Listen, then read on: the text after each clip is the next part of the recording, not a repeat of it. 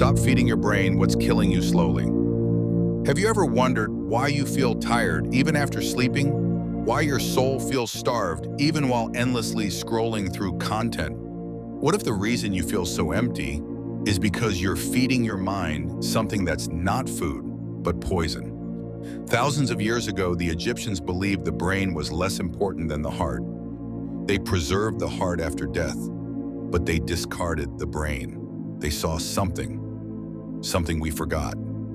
Today, your brain is worshipped, flooded with data, stimuli, short-term dopamine hits. But the soul, left to starve. And here's the paradox. The more we feed the brain with garbage, the more we lose our humanity. Carl Jung once said, "People will do anything, no matter how absurd, to avoid facing their own soul." We've become escape artists, addicted to stimulation, allergic to silence. You're not broken. But what's feeding your mind might be. Let me ask you something. Have you ever felt a craving, not for food, but for distraction? That's not hunger. That's avoidance. That's your shadow trying to keep you from seeing what hurts. And what's worse, modern society has weaponized this. Algorithms that know your weakness, notifications that override your will, voices that scream louder than your own. Machiavelli once warned, "The wise man does at once what the fool does at last." But in today's world, even the wise hesitate because the craving is designed to look like comfort. But comfort is not peace, and stillness is not laziness. So I ask you, what are you really feeding your brain? And what would happen if you stopped? Because maybe, just maybe, the real you is starving beneath all this noise. But to meet that version of yourself, you'll have to do the one thing modern life fears most: be still.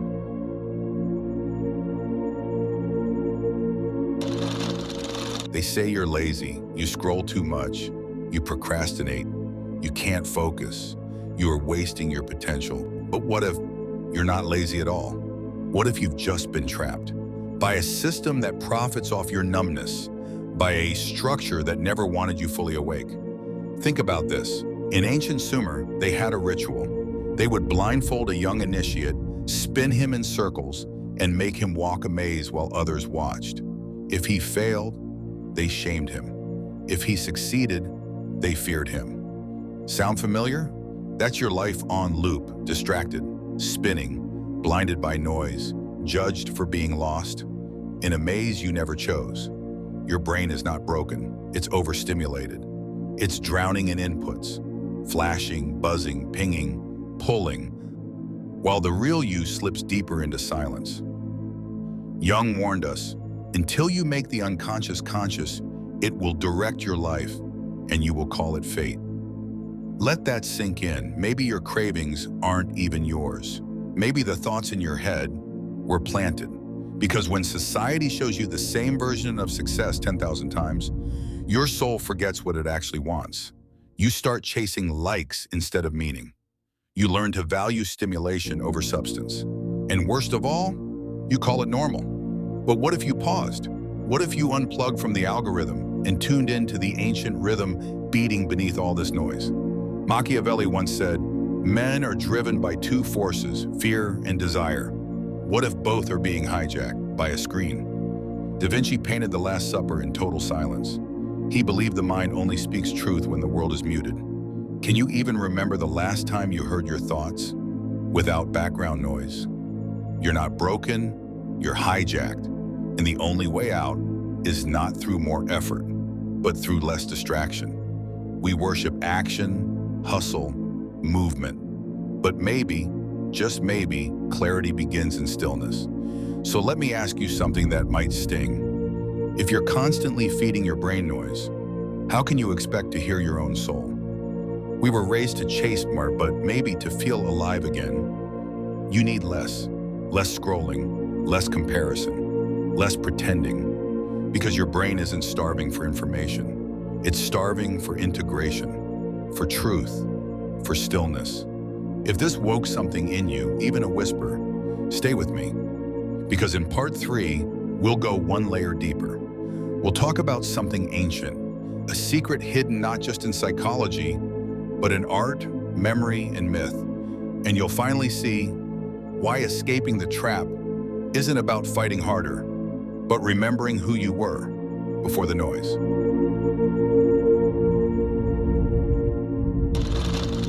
They found a journal hidden behind an old canvas in Florence.